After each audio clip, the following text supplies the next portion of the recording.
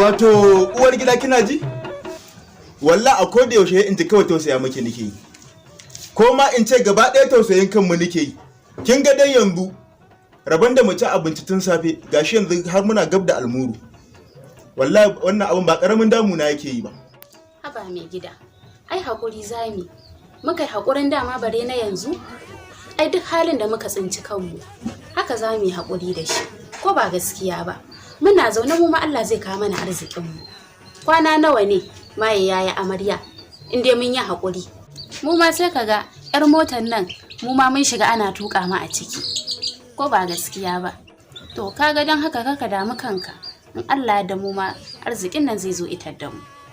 To yanzu da kin ga na buga gabas, na buga yamma, na buga kudu, na buga arewa. Ni wallahi ma niki babu abin da na samu. He ma nike tunanin matalocin nan anya ba ma ni kadai da aka kakaba mu shi ba. Haba mai gida. Ai da halin da muka tsinci kanmu dole mu yi haƙuri. To ni yanzu abin da nake so da ke da in rinka shiga haƙinki gare in fito baro-baro in gaya miki. Idan kin ga za ki iya haƙuri mu ci gaba da zama haka shikenan. In kuma kina ganin akwai damuwa saboda kada in rinka shiga haƙinki in kina ganin in sauwaƙe miki to shikenan. Amma ya kika gani? Mai gida, saki kuma yanzu sai ka sake ni mai gida. Ai talauci ba zai sa in rabu da kai ba. Yanda muka yi haƙuri muka zauna to haka yanzu ma ba za ka sauwaƙe min ba. Haka za mu yi haƙuri mu ci gaba da zaman mu. To shikenan. Allah dai ya ƙara rufa mana asiri. Amin mai gida. Amma ba ki sani ba. Gaskiya ina mamakin irin soyayya da kike yi min. Ban taɓa tunanin za ki zo da irin wannan furici a kaina ba. To ai soyayyar ka ce ta ja min haka. Menene baka yi min a baya ba? Allah sarki. Allah ya saka miki da alkhairi. Allah ya saka miki da alkhairi. Wato uwar gida. Ai yanzu nake gaya miki komai ya wartsake kasuwa ta yi kyau. Komai nake gaya miki yanzu yayi daidai. Dan yanzu ma abinda na ruwaita a zuciyana na tsaya na saka. Magana ta gaskiya duk abin da kika san baki da shi a cikin gidan nan wallahi na siya miki. Allah ne gida. Ai ba ma sai kin faɗa ba. Alhamdulillah. Kin ga dai na farko zan siya miki keken dinki. Zan siya miki TV ta kallo wannan irin wanda ake sawa a bango. Alhamdulillah. Kin gane ai? Kayan ɗakin kiran ka ta kabban tabi a hankali babu abinda ba zan canza miki ba. Amma fa mai gida Allah ya saka. Akwatunan nan da ake siyarwa a kwari. Can zan je in samu dan kamemiyan shago. Kai mai gida Allah da ya ƙara. In jero maki akwatuna kamar guda 6. Alhamdulillah. A tamfofin nan da kike gani haka zan siya miki ɗaya bayan ɗaya. Da irin les din nan, les yake ko? Shi ma zan siya miki. Alhamdulillah. Da a tamfon nan ko dubuwa. Ita ma zan siya miki.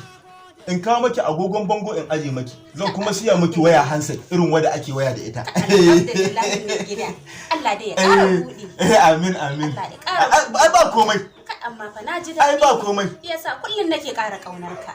To kika ta hakurin zama da ni kuma har Allah ya warware haka ai kin ga kuma. A'a dole mu ma mu wataya. Shine. To mai gida, nagode Allah isaka da alheri. Allah ya ƙara arziki. Ai shi yasa kullun mai gida nake ƙara ƙaunar ka. Irin wannan hidima haka da zaka yi min dinni kadai. To madalla. Sai dai kuma na zo maki da wani sabon labari. Mai gida, wannan wani irin labari ne? To kina ji ko? Nan da sati 2 mako 2 kenan to shine nake so insha Allahu sabuwar gaurariya amarya za ta shigo cikin gidan nan. Amarya mai gida to wallahi ba a gidan nan ba. Duk irin abin da nake maka mun zauna a cikin talauci amma duk baka gani ba duk halaccin da nayi maka zaka ce zaka kawo amarya to wallahi ba a gidan nan ba. Na ga inda zaka kai ta wallahi ko sai dai mu zuba ni da kai. Duk hakurin da nayi a gidan nan haka za mu zauna ba mu ci ba mu sha ba babu wanda ya ji babu wanda ya gani saboda yanzu ka samu kuɗi kayi arziki ko ai da mun namiji ba dan goyo bane ba. Shine zaka ce zaka je ka dauko amarya ai ko ka kawo ta na gani a gidan nan.